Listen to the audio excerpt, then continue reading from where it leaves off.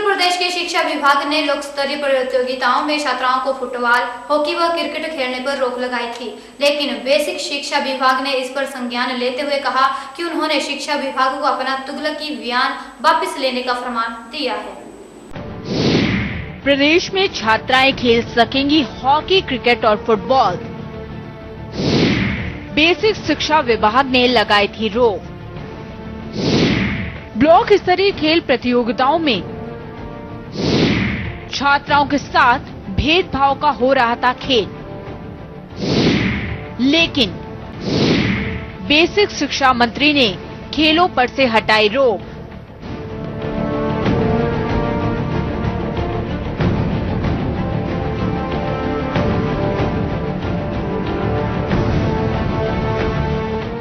इस आदेश के बारे में मुझे कोई जानकारी नहीं है और ऐसा आदेश नहीं जारी होना चाहिए, क्योंकि उत्तर प्रदेश की हुकूमत और समाजवादी सरकार जो बच्चे और बच्चियों के लिए समान अवसर की पक्षधर है। तो सुना आपने और देखा भी आपने कि किस तरह से बेसिक शिक्षा मंत्री अहमद हसन ने के न्यूज को एक्सक्लूसिव में कहा कि किसी भी प्रतियोगिता पर बेटियों के खेलने पर रोक नहीं लगेगी। दरअसल दोपहर के वक्त खबर आई कि बेसिक शिक्षा विभाग ने 5 जनवरी से 15 जनवरी ब्लॉक स्तरीय खेल प्रतियोगिताओं में क्रिकेट, हॉकी और फुटबॉल छात्राएं नहीं खेल सकेंगी, जिसके बाद शाम के वक्त अपने खास कार्यक्रम अब देश बोलेगा में जब बेसिक शिक्षा विभाग ने इस फरमान पर जनता से राय मांगी, तो बेसिक शिक्षा मंत्री अहमद हसन ने कहा कि इस फरमान के बारे में उन्हें कोई जानकारी नहीं है और किसी भी प्रतियोगिता में हिस्सा लेने के लिए छात्रों पर कोई पाबंदी नहीं है। जो इसके बारे में भ्रम है, ये फौरन खत्म होना चाहिए। ये आदेश बच्चे और बच्चियों के लिए खेल में, पढ़ाई में सब बराबर की हिस्सेदारी होगी। यही बच्चियां यहाँ की जो बेसिक शिक्षा में, खेल में और पढ़ाई में हिस्सेदारी लेंगे, वो नई ऊंचाइयों तक उत्तर प्रदेश की शिक्षा को ले जाएंगे। है शाम होते होते जिस तरह से छात्राओं के लिए राहत भरी खबर आई, वो खेल और छात्राओं की प्रतिभा दोनों के लिए बेहतर है, क्योंकि इसी देश में सानिया मिर्जा, साइना नेहवाल, अंजुम चोपड़ा जैसी स्टार खिलाड़ियों ने देश का नाम रोशन किया है। मेरठ के शास्त्री इलाके के एक घर में 23 बच्चे मिले हैं। जी हां, पुलिस ने चाइल्ड लाइन की शिकायत पर इन बच्चों को अपनी हिरासत में लिया है। पुलिस के मुताबिक इन बच्चों को बिना किसी परमिशन व बिना किसी सबूत के घर से बरामद किया गया। आइए देखें क्या है पूरी खबर। मेरठ के शास्त्री नगर इलाके से एक मकान से 23 बच्चों को बरामद किया गया। बताया जा रहा है कि एम्यूनल सेवा ग्रुप इंडिया नाम की एक एनजीओ ने इन बच्चों को बिना किसी रिकॉर्ड मेंटेन किए और बिना किसी परमिशन के एक बिल्डिंग में रखा था। पुलिस ने चाइल्ड लाइन संस्था की शिकायत पर छापेमारी कर यह कार्रवाई की। शिकायतकर्ता अनीता राणा का आरोप है कि इन बच्चों को ईसाई धर्म की शिक्षा देकर इनका धर्म परिवर्तन कराया जा रहा है। वहीं आरोपी संस्था से जुड़े लोगों का कहना है कि उनकी संस्था दिल्ली में रजिस्टर्ड है और उन्होंने बच्चों को बंधक नहीं बनाया था। में 2 बच्चे, 2 लड़कियां, वो वाली लड़कियां भी हैं जिसकी मुझे रात को सूचना मिली थी और इसकी मां ने हमें लिखित शिकायत किया। और यहाँ पर जितने बच्चे वो ज्यादातर हिंदू बच्चों के नाम है, हर बच्चे के नाम के सामने मसीह लगाया गया है। लगता है उनको धर्म परिवर्तन की बात है। और बच्चों से काउंसलिंग करने के बाद उस बच्ची ने वही जो थी अपनी प्राप्ति और दूसरी बहन थी, उन्होंने अपना नाम, अपनी प्रजापति जो उनका ओरिजिनल नाम था, वो भी नाम इसमें खुलासा किया है। और इन्होंने हमें ये कहा कि हमारे जो भी डॉक्यूमेंट है हमारे फाउंडर के पास है, दिल्ली में है।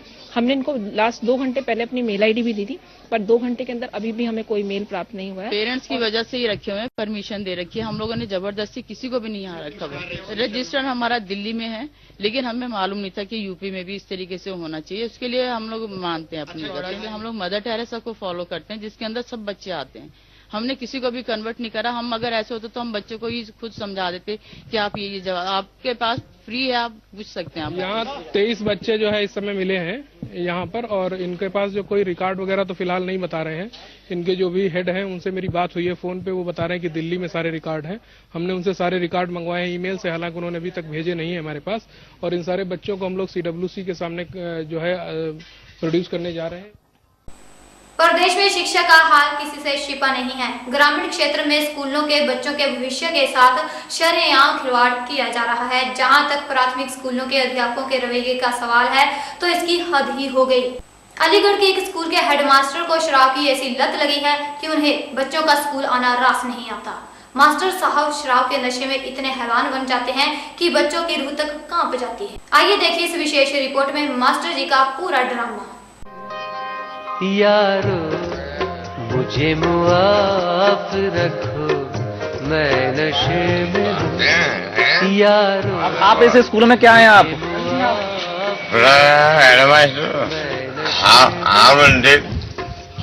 डेली और रोजी पीने वाले। माफ रखो, मैं नशे में हूँ। स्कूल में छाया खौफ, खौफ शराबी टीचर का। शराब ने मास्टर को बनाया शैतान, वो नशे में भूला अपना सम्मान।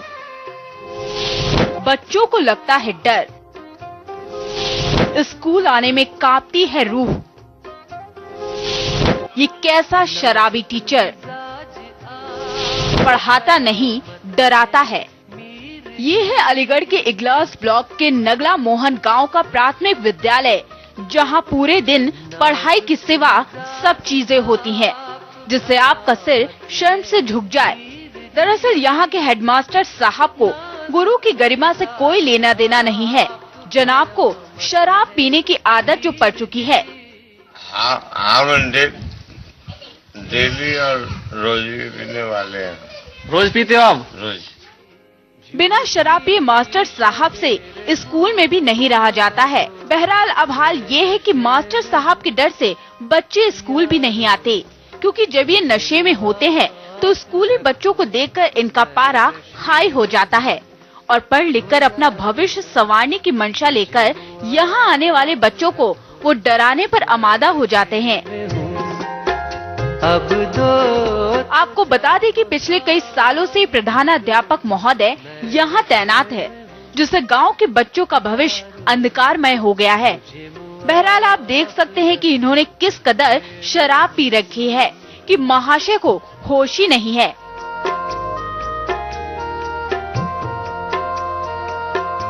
ऐसे में शिक्षा का हाल कैसे सुधरेगा, इस बात का आप भी अंदाजा लगा सकते हैं।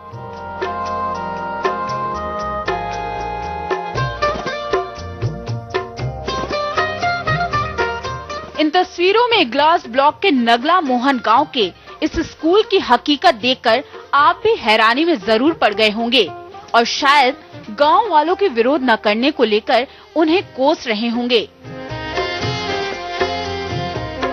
लेकिन ऐसा कुछ नहीं है। कई बार उच्चाधिकारियों से इस मामले की शिकायत की गई, लेकिन कोई कार्रवाई नहीं हुई। ग्रामीण बताते हैं कि इस हेडमास्टर के विभाग के अधिकारियों से साठगांठ है, फिर भला इस मास्टर का कोई क्या बिगाड़ सकता है। बताया जाता है कि शराब पीने के बाद मास्टर साहब को जो सनक चढ़ती है, उसके आगे किसी की कुछ भी नहीं चलती। यहाँ तो हाथ लो मुझे मानिंदे जामे में, या थोड़ी दूर साथ चलो मैं नशे में हूँ। दरअसल बच्चे पढ़ने आते हैं तो ये हेडमास्टर उनको मार पीट कर भगा देते हैं। आज तो मंगलवार है, आप शुक्रवार बता रहे हो। आज जो भी होगा। आप ऐसे स्कूल में क्या हैं आप? हेडमास्टर है इसमें? हेड हूँ। कितने साल से हैं आप इस स्कूल में?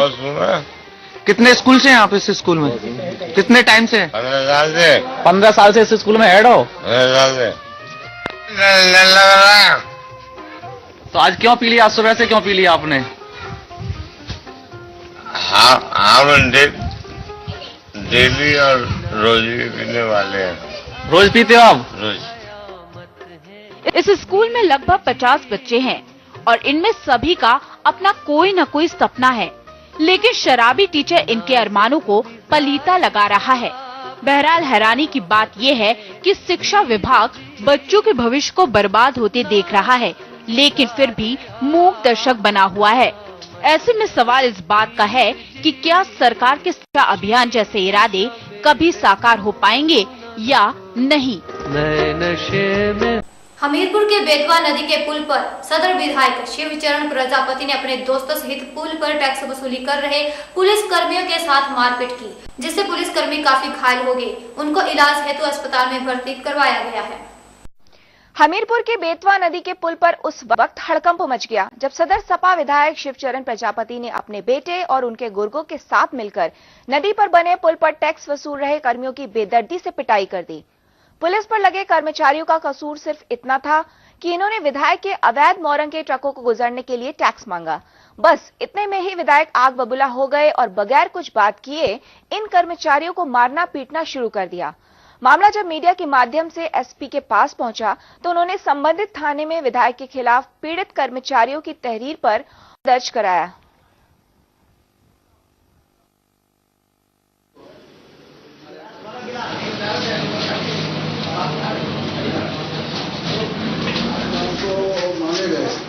लेकिन पैसा नहीं हुआ।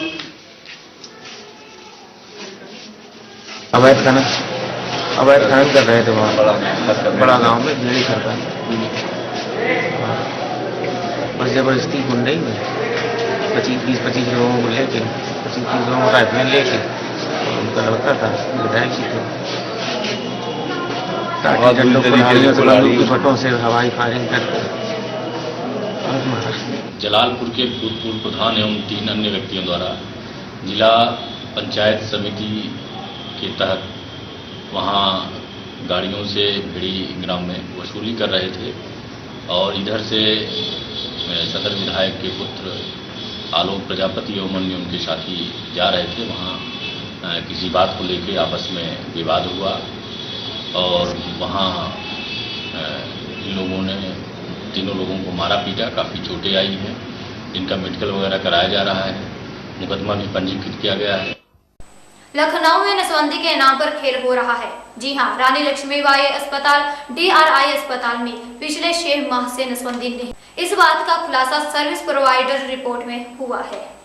रानी लक्ष्मीबाई अस्पताल और BRD अस्पताल में 6 महीने में एक भी नसबंदी नहीं हुई है। सर्विस प्रोवाइडर भुगतान की रिपोर्ट में यह खुलासा हुआ है। CMO कार्यालय से 60 गांठ और डॉक्टर 60 गांठ कर CMO कार्यालय से मौज करते नजर आ रहे हैं। बड़ा खुलासा है, ये बड़ी खबर है, लखनऊ से मिल रही है, जहां पर सर्विस प्रोवाइडर भुगतान की रिपोर्ट में इस बात का खुलासा हुआ है कि पिछले 6 महीने में एक भी नसबंदी नहीं हुई है। नसबंदी के नाम पर राजधानी में खेल किया जा रहा है। रानी लक्ष्मीबाई अस्पताल और BRD अस्पताल में पिछले 6 महीने का जो एक रिकॉर्ड निकलकर सामने आया है, जिससे इस बात का खुलासा हुआ है कि 6 महीने में एक भी नसबंदी नहीं हुई है।